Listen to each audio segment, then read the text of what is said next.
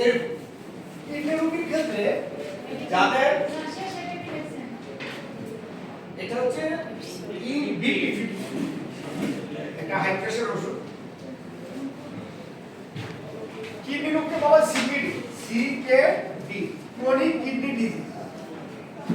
আপনি আজকে ধরা পড়ছেন স্পিড লিখে দিবে সিবিডি ডক্টর। হ্যালো সবাই আছি? আর আজকে যদিও ধরা পড়ছেন ডক্টর জানে যে আপনার কিডনি রোগ 2005 বছর আগে থেকে ছিল, তো আজকে টেস্ট করেছে। এই রোগটার নাম এই জন্য বলা হয় ক্রনিক কিডনি ডিজিজ, সিকিডি। অর্থাৎ আমাদের কিডনিতে যে কোষ আছে এটাকে বলা হয় নেফ্রন। নেফ্রন মানে সাকুনি। কিডনি রোগের কোষের ভিতরে এরকম সাকুনি থাকে, এটাতে প্রস্রাবটা থাকে ইউরিন। এই সাকুনিগুলো বন্ধ হয়ে গেলে কিডনি নষ্ট হয়ে যায়। এই সাকুনি কি কারণে বন্ধ হয়? যদি অতিরিক্ত লবণ খায়। হ্যালো সবাই আছে? হাই প্রেসার মানে কি? তার রক্তে লবণ বেশি, এমনি লবণ বেশি, আবার লবণ ফলে লবণ যে এই জায়গা ব্লক করে ফেলে, তার কিডনিটা নষ্ট হয়ে যায়। যত হাই প্রেসার বেশি মানে কিডনি নেই, আস্তে করে নষ্ট হয়ে যায়।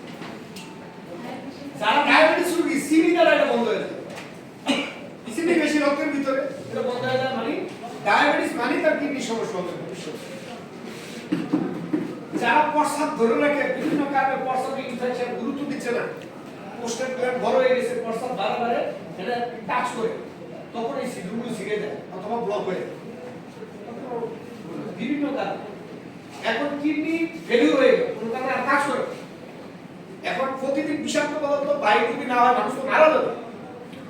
এই জন্য কিডনির বিকল্পভাবে যখন প্রস্রাবটা করানো হয় বডি থেকে বিষাক্ত পদার্থ, সেটারই বলা হয় ডায়ালাইসিস।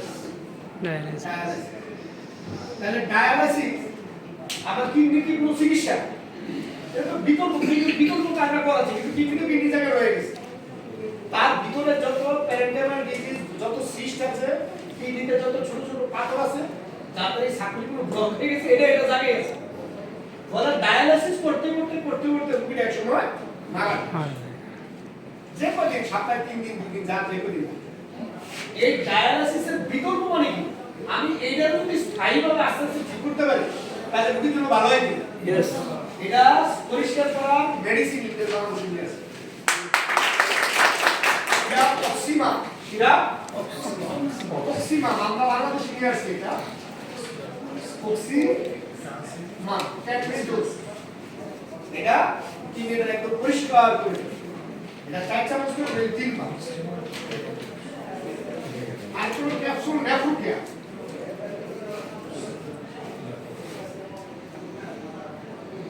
সকালে একটা, রাতে একটা, এই দুইটা মেডিসিন। প্রত্যেকটা রোগীরই আমাদের এরকম আছে, আমরা সহজে বলে দিচ্ছি সব। হার্টের মেডিসিন, ডায়াবেটিসের মুখে খাওয়া ইনসুলিন, কিডনি ডায়ালাইসিসের বিকল্প ওষুধ। আপনাদের সবার কাছে প্রশ্ন, বাংলাদেশের যত অ্যালোপ্যাথি কোম্পানি আছে, তাদের কাছে এই ওষুধগুলো অ্যালোপ্যাথি আছে কি?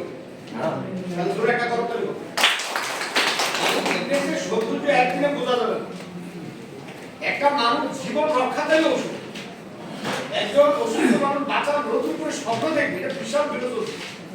আমাদের ইন্টারভিউতে আমরা জানি, কিন্তু একটা মানুষের জীবন রক্ষা পাবে, এটা আমাদের বিশাল একটা আত্মতৃপ্তির জায়গা। এটাই আমাদের সফলতা, একজন অসুস্থ মানুষের মুখে। কিডনির ওষুধগুলো কতদিন কন্টিনিউ করতে হয় স্যার? কিডনির যে যেটা ওষুধ করলেন কতদিন? আমাদের অবজারভেশন থেরাপি হলো 120 দিন, 4 মাস। হ্যাঁ, প্রত্যেকটি ওষুধের কোর্সে কি 120 দিন? হ্যাঁ, মানে যারা ক্রনিক ডিজিজ, যে কোনো পুরাতন রোগ, দেহের রোগ মনের সঙ্গে মিশে যায়, দেহের রোগ রক্তে মিশে যায়, সব রোগ ব্লাডের রোগে রিলেটেড। দিন শেষে রোগের নাম আলাদা হতে পারে, যেমন রোগের নাম ডায়াবেটিস, কিসের সঙ্গে রিলেটেড? ব্লাডের সুগার পালে ডায়াবেটিস হবে। রোগের নাম হাই প্রেসার, কিসের সঙ্গে রিলেটেড? ব্লাডে কোলেস্টেরল পালে হাই প্রেসার হবে। এবার রক্ত যদি আপনার পরিষ্কার থাকে, তাহলে কি ডায়াবেটিস হবে? High pressure. এই জন্য রক্ত টোটাল সুদম জারণ মারণ ডিজেনারেট হইতে 120 দিন এই জন্য যত পুরাতন রোগীর ট্রিটমেন্ট আমরা 120 দিন করছি যেন ব্লাডটা পরিশোধন হয়। হ্যালো সবাই আছি? আমার আলোচনা শেষ এবার আপনারা যেটা বলবেন আমি তো ওই বিষয়টা আলোচনা করব। তো গাইনি বিষয় গাইনি হ্যালো আপনার তো খুব ইম্পর্টেন্ট একটা ইস্যু স্পাইনাল পেইন বিষয়ে স্যার আচ্ছা ঠিক আছে গাইনি স্পাইনাল কর্ড বা স্পাইনাল আর কার কোন বিষয় জানতে চান? আচ্ছা আমি একটা ইনফরমেশন একটু নিয়ে রাখি। আমি জানতে চাচ্ছিলাম যে ইনসুলিন যারা নিচ্ছে তারা কি ওই ইনসুলিনের পাশাপাশি ওষুধ খাবে না ওই ইনসুলিন ছেড়ে দেবে?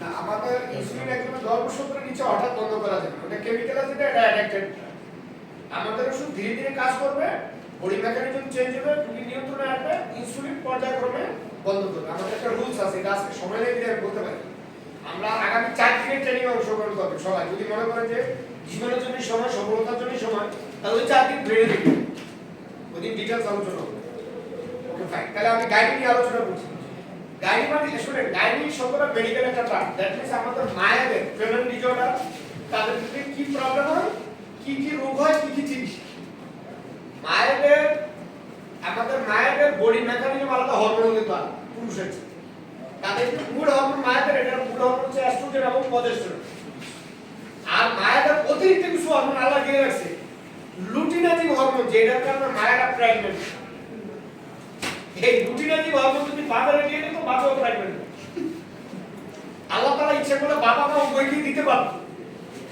কিন্তু কাজের বিশৃঙ্খলা করত মায়েদের অতিরিক্ত আরেকটা হরমোন হচ্ছে যে বাচ্চা ডেলিভারির সঙ্গে সঙ্গে মুখে দুধ আসে না বাচ্চা খাবার রেডি এটার নাম হচ্ছে প্রোল্যাক্টিন হরমোন এটা যদি বাবারা দিত বাবার মুখে দুধ আসতো দুজনেই দুধ খাইতে পারতো ছেলে মেয়ে ঠিক না নারী পুরুষ সবাই দুধ খাইতে পারতো বিছানাগত করতে পারতো কিন্তু আল্লাহ তাআলা একটা ডিসিপ্লিন যাকে যেটা দেওয়ার দরকার এইভাবে দিয়েছে এই হরমোনের কারণে কিছু বিশেষ রোগ হয় তাদের যে প্রতি মাসে মাসে যে মিনস্ট্রুয়াল সাইকেল হয় বা হরমোনাল ফ্লো এটা একটা মাসিক বলা যেটা প্রতি মাসে হয় এটা মেয়েদের সুস্থতার একটা প্রতীক কোন মেয়ে যদি নিয়মিত মাসিক হয় বোঝা যাবে সে সুস্থ একটা মেয়ে প্রাপ্ত বয়স্ক 12 বছর 14 বছর 18 বছর 20 বছর মাসিক হচ্ছে না তাহলে সে অসুস্থ ওই মেয়েকে যদি বিয়ে দেয় তার বাচ্চা কনসেপ্ট হবে তার মাতৃত্বের স্বাদ নিবে এটা সীমাবদ্ধ ওই মায়েদের হরমোন যদি কোনো কারণে দূষিত হয়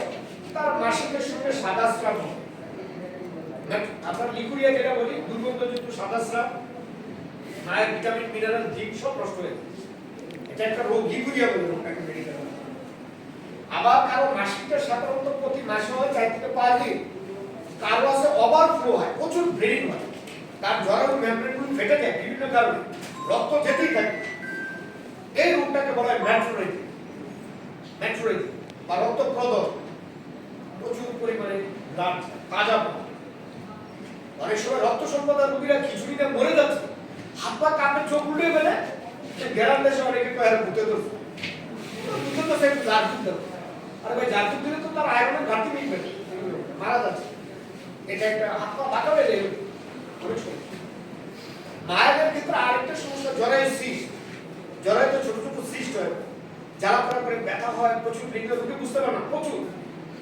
পরে একটা টিউমারে কনভার্ট ইউটেরাস টিউমার জরায়ু টিউমার চকলেট সিস্ট বিভিন্ন রকম হয় এই টিউমারটা পরে ক্যান্সারে কনভার্ট হয় যদি অপারেশন হয় এখন টিউমার একবার হয়ে গেলে এটা বড় হইতে থাকে অপারেশন এত বড় টিউমার অপারেশন করতেই হবে এই জন্য যত দ্রুত ডায়াগনোসিস হবে রোগী অপারেশন ছাড়া ভালো আমরা এই মেডিসিনটা দিয়ে আসি তাহলে কত মায়েদের যদি মাসিক নিয়মিত না হয় অথবা ইরেগুলার হয় অথবা ফোটায় করে এটার একটা জাদুকরি মেডিসিন হলো গাইডোটো সিরাপ গাইডোটো এটা হরমোন ব্যালেন্স করবে মাসিকটা আস্তে আস্তে নিয়মিত কারো যদি হ্যালো সবাই আছি আচ্ছা আমরা আসলে আমার ট্রেনিংটা 2 দিনে ছিল তো এখন ওই অনেকে রবিবারে আপনাদের মতো অনেকে চাকরি করে পাশাপাশি করে 3 দেখ রবিবার আসতে পারে বলো যে একদিনই শেষ করতে হবে এই জন্য যাও তাহলে আমরা মায়েদের যাদের ইরেগুলার নিডস ঠিক আছে ইরেগুলার menstruation, এই সংক্ষেপে একটু লিখি, সেটা গাইনোটন। 2